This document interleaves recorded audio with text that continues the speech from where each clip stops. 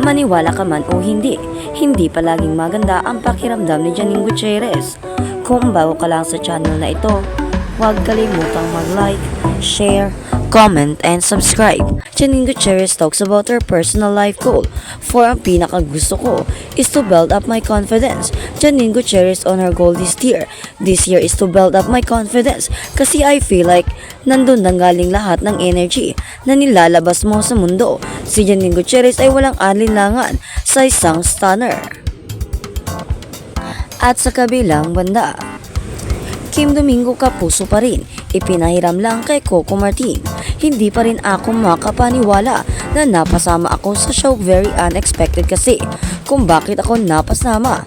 Ang sabi ni Kim Domingo na ang kinukukoy ay ang FPJ's Batang Quiapo sa panayam ni Luis Manzano. Para sa kanyang YouTube vlog na Luis Lessons ay natanong si Kim kung ano ang pakiramdam niya na napasama siya sa serye ni Coco Martin. Nabanggit nga ng actress na hindi niya inaasahan na magiging bahagi siya ng Batang Quiapo. Kaya naman ang sabi pa niya, I'm very grateful din syempre to my network na napagbigyan ng makatawid. Sabi ni Kim ay nananatili siyang contract artist ng Kapuso Network at pinayagan lamang siyang ipahiram sa programa ni Coco upang gumanap sa karakter na Madonna. At magandang experience raw na na-open na ngayon ang mga network na ipahiram ang kanilang mga artista na lumabas sa mga programa. Sabi ni Luis na tama rin naman lalo na sa mga hindi nabibigyan ng regular show.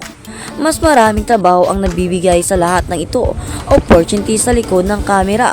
Sambit pa ni Luis. Nagpakwento si Luis kung ano ang naging reaksyon ni Kim nang matanggap siya ng offer or inquiry kung pwede siyang maging guest sa Batang Quiapo. Alam naman kasi ng lahat na kapag lumabas ang isang artista sa Batang Quiapo ay masasabing kompleto na ang showbiz career dahil napasama ka sa #1 TV series ng Kapamilya Channel at higit sa lahat nakatrabaho ang malaking artistang kabilang na roon. Siyempre, si Coco Martin. Unexpected kasi. Nag-start talaga yan nang nag-guest ako sa isang event na hindi ko alam na halos lahat pala nandun ay from ABS-CBN. And then nag-usap-usapan. May nagsabi na alam mo, bagay ka sa Batang Quiapo. Kung bibigyan ka ba ng chance, okay ka? Sabi ko yes, gustong gusto ko talagang mapasok doon. Tapos sabi ko, malay mo, may makapagsabi kay Direk Coco Martin. Tingnan natin. Tapos after 1 week, tumawag ako kung interested ako. Pero syempre nagpaalam mo na ako sa network at napagbigyan naman, and after that, yun ha, training na ako kaagad. Ang grabe, first time kong magkaroon na talagang matinding aksyon. Na-try ko naman na before, pero ito, iba talaga, dapat yung dedication mo nandoon. Kuwento pa ni Kim, tinanong ni Luis kung ano ang mga inaral ng actress dahil matindi ang action scene sa BQ. Ito kasi sa Batang Quiapo, may barrel, may knife, may hand to hand, tapos nagpa-firing training din ako para marunong talagang humawak ng baril. Gusto ko itong role kasi bagong challenge at bagong Kim Domingo ito. Kasi yung ibang nakasanayan na, yung role niyan pa sweet sexy. Kaya ito bagong Kim Domingo talaga. Matindi ang karakter ko at masaya ako roon. Katwiran ng actress. Ibinahagi naman ni Luis na pasuspense ang teaser ni Kim bago siya lumantad sa Batang Quiapo na inakala ng lahat ay si Jessie Mendiola Manzano dahil napasabay na sa pagpirma nito ng kontrata sa ABS-CBN. Ang daming nagko-congratulations sa akin. Sabi ko, anong nagawa ko? At sinabi nga si JC, sabi ko bakit buntis ulit siya? Tapos sabi nga kasama sa Batang Quiapo, sabi ko hindi.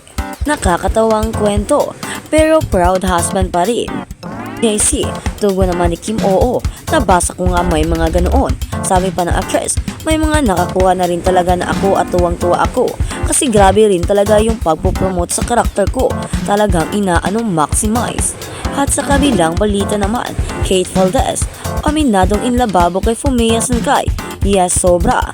May sagot na ang actress na si Kate Valdez para sa mga nakikurious kung ano ang real score nila ng Japanese vlogger na si Fumea Sankay. Magugunitang nag-viral ang dalawa sa social media ang masayang pamamasyal nila sa Hong Kong Disneyland kamakailan upang ipagdiwang ang kaarawan ni Kate. Nausisa yan sa interview ng 24 oras at naikwento ng Kapuso actress na ito ang birthday gift sa kanya ni Fumea. Ang Disneyland trip na yon is a gift from him. Pag-amin pa niya sa panayam, chika ni Kate, gusto niyang spend ang special day ko with him. So tinanong niya ako kung ano ang gusto ko, and I told him na parang gusto kong ma-experience yung Disneyland. Nang tanungin siya kung ano ba ang papel na biniya sa kanyang buhay, ang sagot niya, I'm very happy at peace when I'm with them, and I feel like na para kahit may problema, he's there always talaga. Ang sumunod na tanong kung sila na nga ba ng dating housemate na Pinoy Big Brother or PBB. Ang silang ni Kate Valdez habang tumatawa. Sobrang happy kami sa presence ng isa't isa. Pero inamin din niya na in love siya kay Fomea.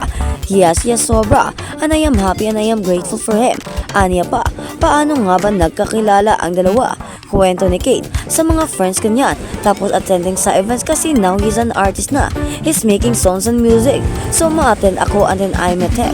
Then ayun, tuloy-tuloy na po. Si Kate ay tampok sa upcoming Philippine remake na hit K-drama na Shining Inheritance, kasama sina Alin Alcantara, Michael Sagar, Paul Salas at Connie Reyes. Si Fomea naman ay sumikat matapos sumali sa Pinoy Big Brother noong 2019. Pang sa kabilang balita naman, Albi Casino walang masamang karanasan kay Joel Lamangan. Hot topic pa rin ngayon sa apat na sulok ng kasyobizan ang sunod-sunod na kaso ng sexual harassment sa mundo ng showbiz na puro kalalakihan ang biktima. Unang lumantad ang baguhang sparkle artist at panganay ni Nino Mulak na si Sandro Mulak na sinundan ni Gerald Santos na hinalay umano ng musical director na si Danny Tan.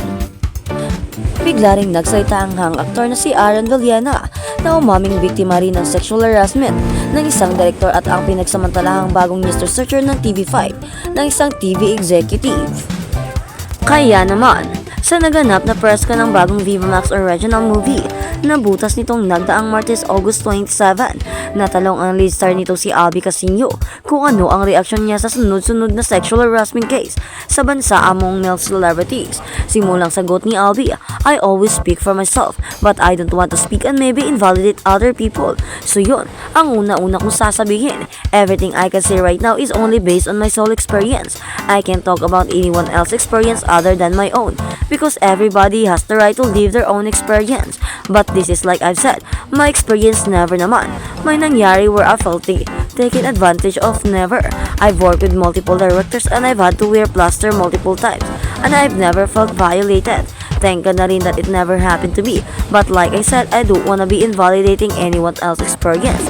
Paglalahad pa ng actor at celebrity dot.